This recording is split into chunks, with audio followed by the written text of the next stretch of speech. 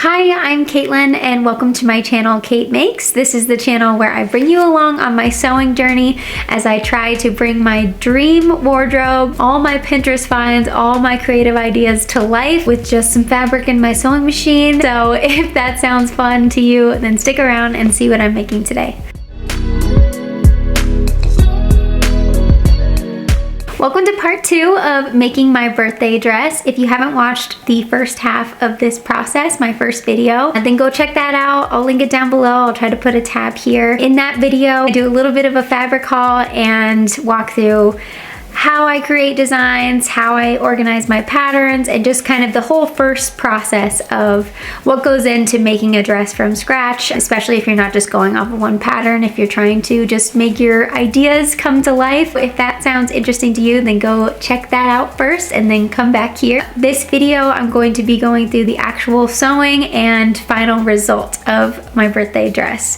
This was originally going to be one video, but then ended up being a little too long for that. So I'm so excited to bring you along the process of actually making this dress now that we have all the ideas figured out and all of the background work done. Now we can really get into the sewing and show you, of course, how it turned out. So hope you enjoy watching and let's get started. Okay friends, I have all of the pieces cut out for the most part. I have the whole bodice, which is right here. This is already pretty heavy. I did have plenty of fabric, so I was able to cut out the outer and the lining in this same nice fabric, which I'm really excited about. That's really gonna help it have some extra structure since I am trying to do that more corset type top. And then I got the skirt cut out. The only thing that's left are to do the strips that I'm going to need for the tie straps and then for the ruffle. So I'm gonna push pause on that for now, and I'm going to go ahead and do all the interfacing for this. I'm going to take care of all of that, and then I'll catch back up with you after I pinned all of these bodice pieces together, and then we'll start sewing them. So see you soon. You can possibly tell that it's a little bit later in the day. It hasn't been that long, but the sun is starting to fade. So I got myself a cup of tea so that I can keep pushing through. Went ahead and put interfacing on the outer layer of the bodice. If I feel like it's going to wrinkle on the inside, or just if it doesn't feel right with the inner layer not being interfaced, then I'll add that as well. The reason why I didn't do it is basically because I still want it to be comfortable. I don't want it to be super corset stiff, and this fabric is already really thick, so I feel like one layer of interfacing might be enough. I'm going to go ahead and start pinning it all together, and we will see if I feel like we need more interfacing or not.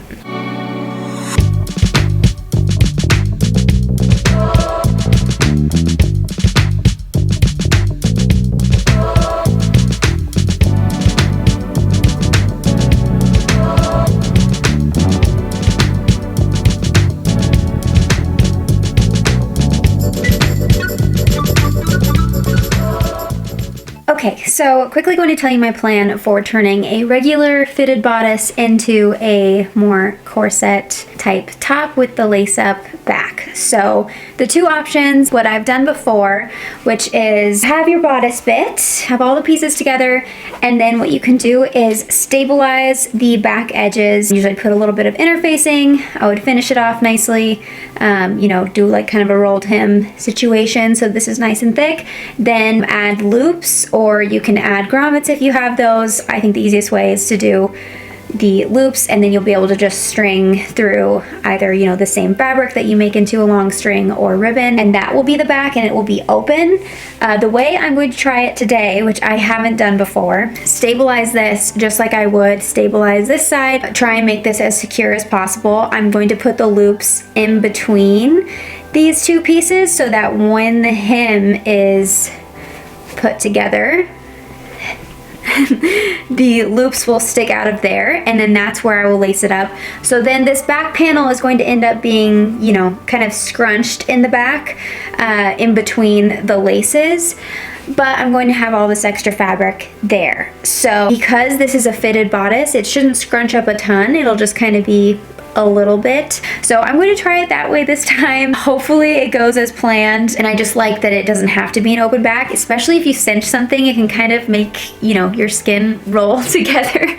It pinches your skin basically when you tighten something. So if you have this fabric behind it, then obviously that kind of solves seeing that. I'm not trying to crazy cinch it, but still, you know, you're obviously pulling something, so you're kind of moving your skin also. This should cover that. Fingers crossed that it works how I'm hoping it will. This is me guessing based off seeing those other dresses. I haven't seen any tutorials or anything like that doing it this way. I'm sure there are some somewhere, but I believe my eyes were not deceiving me on these other dresses and that this is how they did that. So we shall see.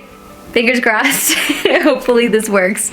But if it does, that's what I'm doing. I just cut out a little strip quickly. This is actually twice as wide. I just ironed it in half. Now I'm going to sew along this edge and then flip it inside out, and this is going to become my loops. This part is always a struggle. Doing spaghetti strap basically is always a little bit of a pain, but we gotta do it. So let's go. So I did have a bit of a struggle. I swear every time I'm filming me doing this, it never works. But I think because this fabric is so thick especially, I could not flip it this thin. I did try with the bobby pin method. I tried with the safety pin method. This safety pin is now useless to the world. I kind of tried with this, but this is really too big. Yeah, just wasn't going to happen. So I could either make them bigger, or ended up deciding to just take the same fabric that I already had cut out and just fold it in on itself like so, and then I just sewed along that edge, and that created these little loops. So I'm just going to do them like this. It does make them really strong too, which is good. So I think that maybe this is a blessing in disguise that I did it this way. I have 4 right now. I think I'm going to make 1 more and have 5 along the edge, and then I will put this other fabric on top here like this and sew it across. So that is how this is going to work. So I have all the pieces sewn together. I have my little loops sewn in to the outer shell. I have the lining all sewn together. So now I am going to pin these two together and sew all along the top. And then the bodice will be pretty much done. It is getting a little bit later, which is usually when things get more difficult. I've been sewing all day. So yeah, I think I maybe just am due for a break, but I'm gonna make sure that these two things are all sewn together first and see how much more steam I have left. Maybe enough to at least do my gathering stitches for the skirt. We shall see. I'm gonna keep pushing on for now. Talk soon. Okay, so this bit is just me doing those gathering stitches. I did end up finding just enough steam to do those last little bits for the skirt. And yeah, I did sew the bodice together as well, which you'll find out in the morning that I sort of regret.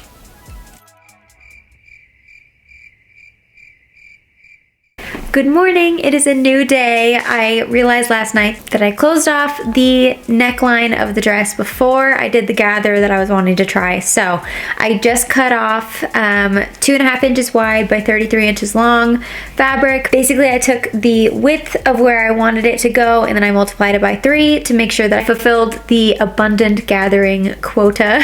So I'm gonna go ahead and gather this really fast. I'm probably gonna open back up the top and try this out because it will be a little extra work to have to unpick some of those seams, but I do want to give this gathering a try. I haven't done another neckline before, and it was part of the original plan, so a little bit backwards and forwards.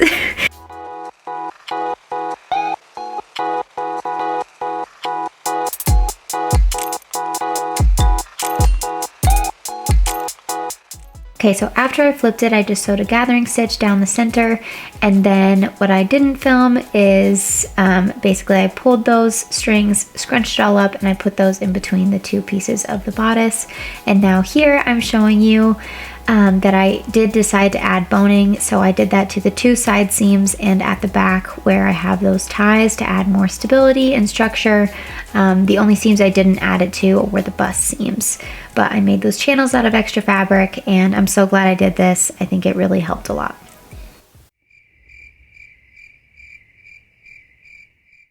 Hello, it's a new day.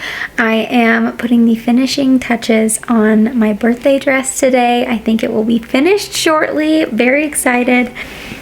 So close.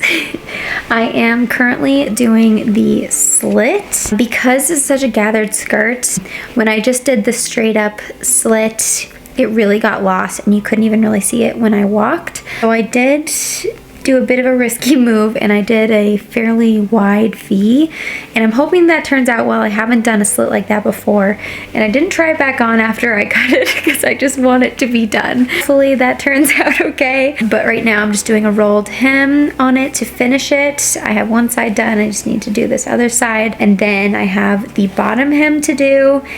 I have the pockets to put in, because what birthday dress doesn't have pockets? You have to have pockets in everything. And then yeah, finish up the side seams, and then this dress is done. I did decide to lose some of the extra details that I thought I wanted to do. I don't think I'm going to add the bows in the front. I don't think I'm going to add another ruffle at the bottom. I just am really liking the way it looks right now.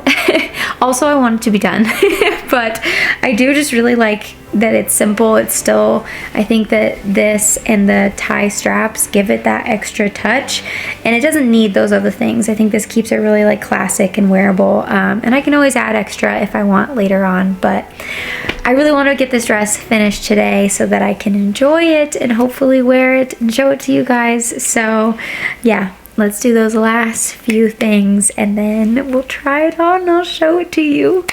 Yay!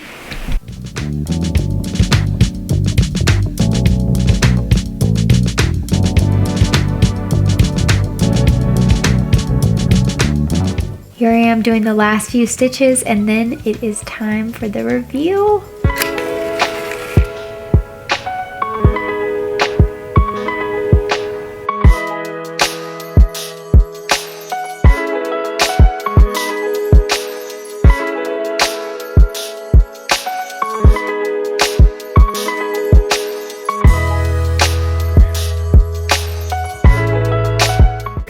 Okay, so here we have the final results of my birthday dress. I am so happy with the result. I kind of just wung this whole thing.